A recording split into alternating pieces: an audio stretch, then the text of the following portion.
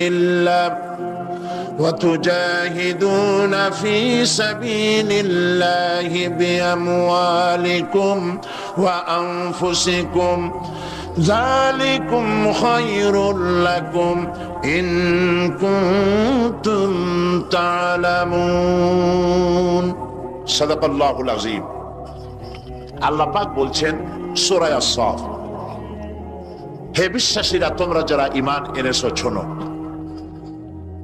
আমি কি তোমাদেরকে এমন একটা ব্যবসার কথা বলবো না যে ব্যবসায় তোমাদেরকে জাহান্নামের কঠিন পীড়াদায়ক শাস্তি থেকে রক্ষা করবে? এমন একটি ব্যবসার কথা আমি কি তোমাদেরকে বলবো না?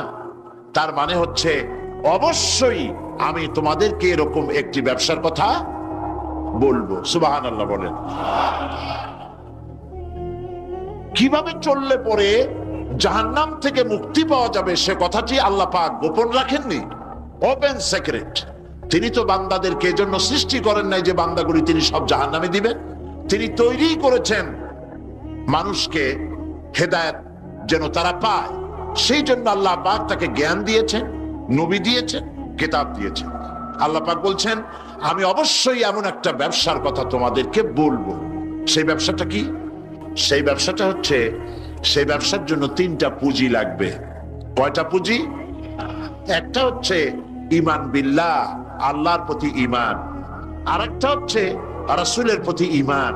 আরেকটা হচ্ছে আল্লাহর রাস্তায় জিহাদ করা, মাল দিয়ে আর জান দিয়ে। এই তিনটি জিনিস। ঈমান আনা ফরজ। ঈমান আনা কি? আল্লাহর প্রতি ঈমান আনা কি? রাসূলের প্রতি ঈমান আনা কি? এবং আল্লাহ রাসূলের আইন প্রতিষ্ঠার জন্য জিহাদ করা কি? তিনটি জিনিসকে আল্লাহ পাক ফরজ করে দিয়েছেন। কে ফরজ করেছেন? আসুন ধীরে ধীরে আমরা এই তিনটি বিষয় আলোচনা করি। ব্যবসার কথাটা আল্লাহ বললেন কেন? ব্যবসার কথাটা এই জন্য বলেছেন, এর মধ্যে দুটি কারণ আছে। একটা কারণ হলো এই যে মানুষেরা ব্যবসাটা বোঝে খুব ভালো, ব্যবসার দিকে মানুষের মনটা খুব আকৃষ্ট থাকে। অল্প কাজ করে যদি বেশি মুনাফা পাওয়া যায়, মিনিমাম লেবার ম্যাক্সিমাম প্রফিট, মানুষ দেখবেন লাফায় পড়বে সেই কাজের জন্য। মাওলানা এহতেশামুল হক থানভী রাহমাতুল্লাহ আলাইহি তার এক ওয়াজের মধ্যে বলেছেন, আমি শুনেছিলাম, তিনি বলেছেন কিয়ামতের দিন, এটা রূপক কথা, কোরআন হাদিস নয়।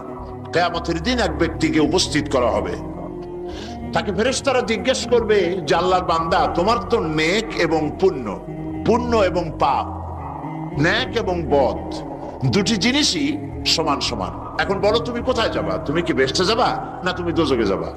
লোকটি বলছে, সেই লোকটি ছিল খুব বড় ব্যবসায়ী।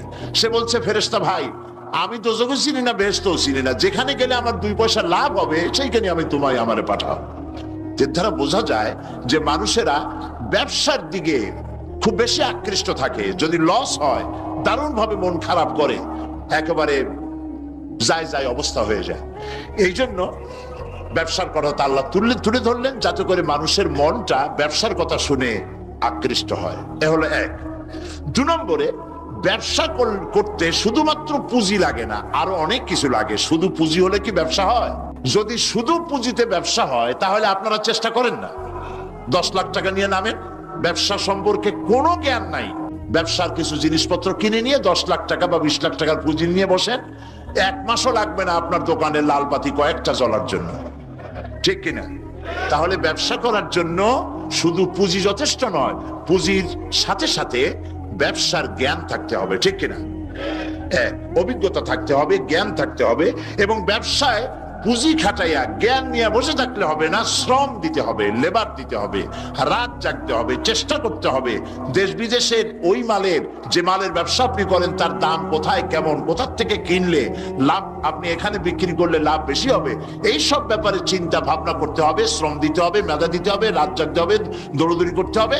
এত কিছু করার পরে তারপরে ব্যবসা হওয়ার সম্ভাবনা আছে, তবে লসের সম্ভাবনাও উড়ায় দেওয়া যায় না। আল্লাহ পাক বলছেন আমার সাথে একটা ব্যবসা করো। এই ব্যবসাটা হলো ঈমানের ব্যবসা। এই ব্যবসাটা কিসের ব্যবসা? ঈমানের ব্যবসা। এই ব্যবসার জন্য, এই ব্যবসাটার উদ্দেশ্য কি? জাহান্নাম থেকে বাঁচা। বলেন ব্যবসার উদ্দেশ্য কি? জাহান্নাম থেকে বাঁচার জন্য একটা ব্যবসা আমার সাথে করো, সেই ব্যবসাটার পুঁজি হলো ঈমান। সেই ব্যবসার ক্যাপিটাল কি? ঈমান। সেই ঈমান লাগাইয়া বসে থাকলে হবে না, শুধু পড়লে হবে না লা ইলাহা ইল্লাল্লাহু মুহাম্মাদুর রাসূলুল্লাহ। জোরে পড়েন লা ইলাহা ইল্লাল্লাহ, লা ইলাহা ইল্লাল্লাহ, লা ইলাহা। অল্প দিবা। লা ইলাহা ইল্লাল্লাহু মুহাম্মাদুর রাসূলুল্লাহ। এই কলেমার পুঁজি খাটাইয়া বসে থাকলে হবে না, ঈমানের জন্য পুঁজি খাটাতে হবে। পুঁজি হলো জাহান্নাম থেকে বাঁচার জন্য, পুঁজি হলো ঈমান।